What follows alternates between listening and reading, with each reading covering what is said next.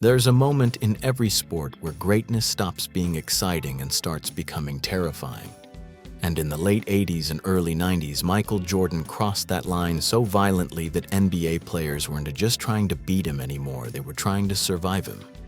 But here is the crazy part. Most fans today only know the highlights, the dunks, the shrug game, the flu game, the 6 rings. Almost nobody understands what it actually felt like to face prime Michael Jordan, the version of MJ, who wasn't he just the best player on the planet? He was the best player at everything, all at once, every single night. Because prime Jordan wasn't he a scorer, he wasn't he a defender, he wasn't he a showman. He was a problem, the kind you built entire game plans around just to lose by 8 instead of 20. And when legends like Larry Bird, Magic Johnson, and even his own teammates describe him, they don't talk about talent, they talk about fear. They talk about those nights where Jordan decided the game was over and everyone else, referees included, just had to accept it. So today, we not looking at the trophies or the myths. We re-answering the real question. How good was prime Michael Jordan actually? Because once you understand the numbers, the stories, and the dominance he unleashed on the NBA, you will realize the truth. Prime MJ wasn't he competing with other players. He was competing with history. Prime Michael Jordan didn't appear overnight. He wasn't a prodigy who walked into the league with the polish of a champion. Instead, the player the world now calls the greatest was forged through a slow, undeniable evolution, an evolution that began with raw athleticism, sharpened through endless failure, and eventually transformed into a version of Jordan that even his greatest rivals described as unbeatable. To understand how good prime Michael Jordan really was, you have to begin with the context of the NBA he walked into. The mid-1980s weren't built for scorers. The league was more physical, defenses were far more punishing, and superstars didn't get the whistle they do today. If you drove into the paint, you were hit. If you rose for a jumper, defenders could hand-check you, bump you, and crowd your space without consequence. Yet even in this unforgiving environment, Jordan walked in and immediately played like someone from a different era.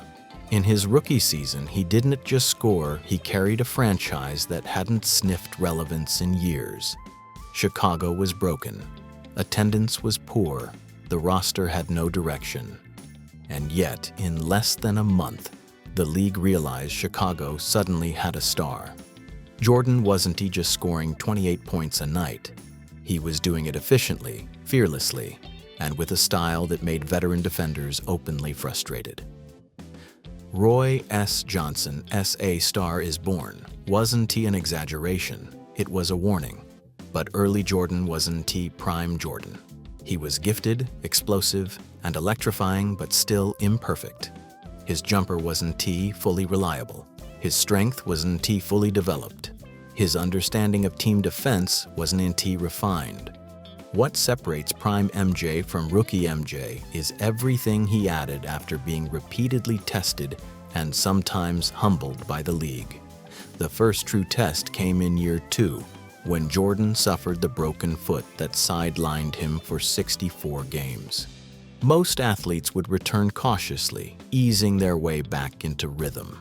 Jordan returned like a man racing against time, and in the playoffs, against the 1986 Celtics, widely considered one of the best teams ever assembled, Jordan delivered what many still call the greatest individual performance in NBA history.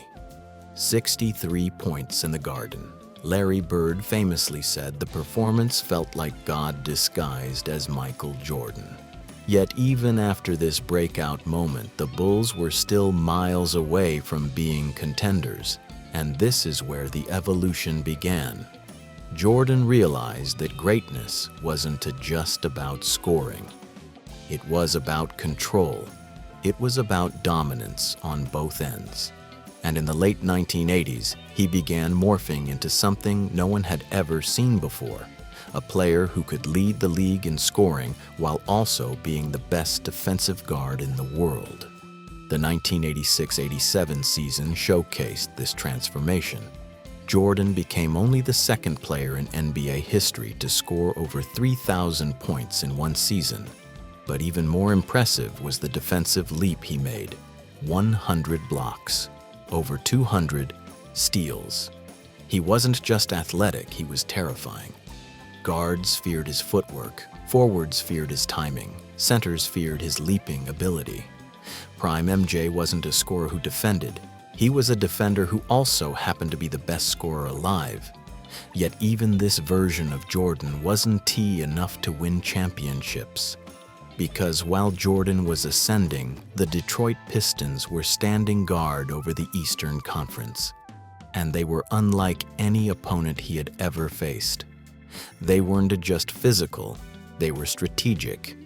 They created the infamous Jordan rules, a system designed solely to frustrate him. They hit him on screens, they trapped him on drives, they forced him to rely on teammates who weren't ready. And it worked. The Pistons beat Jordan in '88, then in '89, then again in '90. These losses became the sharpening stone of Prime Jordan. Instead of complaining, Jordan trained. Instead of blaming teammates, he built them up. By the start of the 1990-91 season, Jordan had added functional muscle. His footwork improved, his vision improved, his leadership improved. He wasn't just playing basketball anymore, he was controlling every possession, every movement, every detail. This is where true Prime MJ began. In the 1991 season, the Bulls became a machine. Scottie Pippen blossomed into an all-NBA force. Phil Jackson gave Jordan the triangle offense, a system that didn't rely on isolation. For the first time, Jordan didn't need to fight every battle alone. Yet even within a more balanced system, Jordan remained the apex predator. He averaged over 31 points on nearly 54%, shooting a number unheard of for a perimeter scorer at that time. Once the playoffs arrived, Prime Jordan showed the world exactly what dominance meant. The Bulls didn't just beat the Knicks and the Sixers, they dismantled them. And then came the Pistons, the team that had broken Jordan for 3 straight years. This time, the Bulls swept them. No drama, no struggle, no doubt. The Jordan rules were dead, and Jordan had buried them himself. In the finals, the matchup with Magic Johnson became more than a basketball series. It was a symbolic passing of the torch. Magic represented the old NBA, the Showtime era, the royalty of the '80s. Jordan represented the new world, a rising force poised to redefine everything. And he didn't just win. He dominated. The switch hands layup became instantly iconic, but his leadership, defense, and efficiency were equally impressive. Jordan walked away with the Finals MVP, and the league officially belonged to him. But what makes Prime MJ extraordinary isn't just the titles, it's the consistency. From 1991 to 1993, Jordan was at the absolute peak of his powers. He won scoring titles effortlessly. He won MVPs. He won championships. He led the league in steals. He controlled games without relying on the three-point line, without load management, without hand-checking restrictions. Dominance wasn't measured in highlights. It was measured in the fear he created. Players across the league began telling stories about facing Jordan during this era. Some said he memorized opponents' tendencies better than coaches. Others said he punished minor trash talk with 40-point nights. Many said he played with an internal engine no one else possessed. Clyde Drexler once recalled that playing against Jordan felt like competing with someone who had already seen the future, and he was simply reacting to it. And then, just as the dynasty reached its peak, Jordan walked away. After the emotional exhaustion of 3 straight titles and the devastating loss of his father, Jordan retired. For most superstars, the story would end here. But Prime MJ had another act left. When he returned in 1995, Jordan wasn't the same athlete he once was. He was slower, he was older, but mentally he was sharper than ever. And with the addition of Dennis Rodman, the Bulls re-emerged even stronger. The 1995-96 season wasn't just great. It became legendary. 72 wins, a record that stood for 2 decades, a level of defensive dominance that made games feel unfair. Jordan won yet another scoring title, reclaimed the MVP award, and led the Bulls to the championship. This second run exposed another side of Prime MJ: control under pressure, the flu game, the Byron Russell crossover. The final shot in Game 6, arguably the greatest farewell moment in sports history. In these moments, Jordan displayed the part of his prime that numbers can measure: the refusal to lose.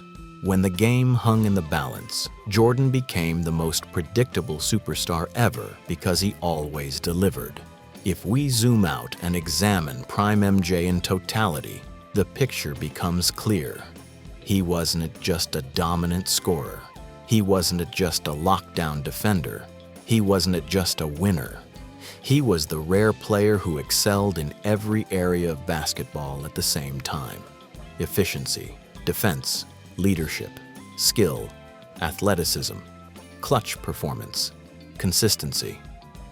There is no weakness in his prime, none.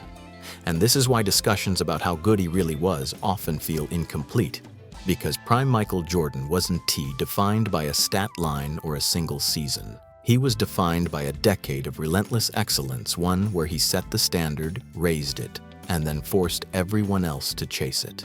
By the time Michael Jordan reached the peak of his powers, something strange began happening across the NBA. The league didn't just see him as the best player, they began calibrating success around him. Entire franchises built rosters specifically to stop him. Coaches designed defensive systems with one purpose: survive him. And players, even the most talented ones, started judging their careers based on how they performed against him. That's when you know you've crossed into a different category of greatness, when the sport becomes shaped by your existence. Prime MJ didn't dominate because he was stronger or faster, though he certainly was those things.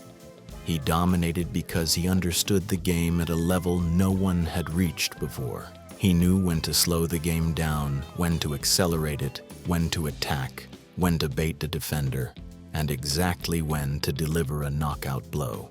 His control over tempo was so complete that even opponents later admitted they often felt like they were playing on his schedule, not theirs. And nowhere was this control more obvious than in the biggest moments. Most players rise in the playoffs, but very few become a different species entirely. Jordan was just a better version of his regular season self in the postseason. He was unstoppable. His playoff scoring averages, still unmatched today, weren't inflated by pace or three-pointers. They were built through mid-range mastery, relentless drives, and the ability to punish every defensive mistake instantly. When the crowd got louder, Jordan didn't just become good, he became inevitable. This is why the legend of Prime MJ isn't built on a single game or a single shot. It is built on a pattern, repeated year after year, series after series. When the moment arrived, he never folded. Not once. He never had a meltdown game. He never choked a series. He never lost a finals. He never let the pressure redefine him. Instead, he redefined the pressure. Players from that era still tell stories that feel almost unbelievable. Stories about Jordan predicting plays before they happened. Stories about him dropping 40 points with minimal warm-up. Stories about him punishing defenders simply for looking at him the wrong way. Stories about him inventing reasons to get angry just to elevate his level. In an age without social media, without 24-hour sports coverage, many of these moments lived only in locker room whispers and post-game conversations. But the consistent message behind all those stories was the same. When Jordan decided the game was over, it was over. And if you want to understand the level of psychological dominance he had over opponents, you need to examine one specific area of his prime: the closing minutes of tight games. Statistically, Jordan's clutch numbers aren't just impressive, they're absurd. He shot better in the final 5 minutes than he did in the previous 43. He defended harder. He rebounded with more urgency. He made fewer mistakes. And while other stars collapsed under the tension, Jordan looked more comfortable the closer the game came to the edge. Take Game 6 of the 1998 Finals, the last dance, the last battle, the last chance to seal his legacy with Chicago. The Bulls were down 3 with less than a minute left. The crowd was exploding. Utah had the momentum. And yet, every person in that arena, fans, coaches, players, felt the same thing. Jordan was going to take over. And he did. The layup, the strip on Malone, the final shot over Russell. 3 plays in 37 seconds that captured everything Prime MJ represented: poise, precision, and a refusal to let the ending belong to anyone else. But here is the secret behind Prime Jordan that most fans don't know. It wasn't the athleticism, it wasn't the scoring, it wasn't even the 6 rings. It was the combination of all of it at the same time with a competitive engine that simply didn't turn off. Prime Jordan wasn't just the league's best player. He was the league's best scorer, best perimeter defender, best mid-range shooter, best isolation player, best closer, best leader, and most efficient star simultaneously. No one else has ever dominated this many categories at once. Most superstars excel in 1 or 2. Jordan excelled in all of them, and as his prime progressed, he transformed the sport in ways even he didn't fully realize. He made athletic scoring wings valuable. He made the mid-range game an art. He made footwork a science. He made defensive intensity a requirement, not a luxury. And he made winning, not stats, the ultimate currency for greatness. This is why legends who played in his era speak about him with a tone that borders on disbelief. Magic Johnson once said that Jordan played like he had superpowers. Larry Bird described him as God disguised as Michael Jordan. Charles Barkley admitted that Jordan broke him mentally because no matter how good Barkley played, Jordan was always better. Even Kobe Bryant, who modeled his entire game after Jordan, later admitted that MJ was the only player who could beat you physically and psychologically at the same time. These sentiments are not exaggerations. They are reflections from players who stood across from him and understood firsthand what it meant to face the peak version of Michael Jordan. And that brings us to the final, undeniable truth about Prime MJ. In sports, greatness is often debated. Championships, MVPs, scoring titles, fans argue about which ones matter most. But when you study Prime Jordan, when you watch the film, when you hear the stories, when you analyze the numbers, something becomes clear that cuts through every argument. Michael Jordan wasn't competing with other players. He was competing with the idea of perfection. That's why his prime looks so overwhelming. That's why his highlights age so well. And that's why, decades later, his legacy hasn't faded, it's grown. Because Prime Michael Jordan didn't just play basketball. He redefined what basketball could look like at its absolute peak. And when the question is asked, how good was Prime Michael Jordan actually? The answer is simple.